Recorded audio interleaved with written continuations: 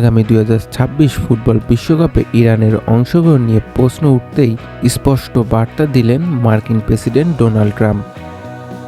পলিটিকোকে দেওয়া সাক্ষাৎকারে তিনি বলেন, ইরান অংশ নিল কি না নিল তাতে কিছু যায় আসে না। তার ভাষায়, ইরান বর্তমানে একটি বিধ্বস্ত ও নাজুক অবস্থায় থাকা দেশ। যুক্তরাষ্ট্র, মেক্সিকো ও কানাডা এর যৌথ আয়োজনে হতে যাওয়া এই বিশ্বকাপের আগে ফিফার পরিকল্পনা সভায় একমাত্র অনুপস্থিত দেশ ছিল ইরান।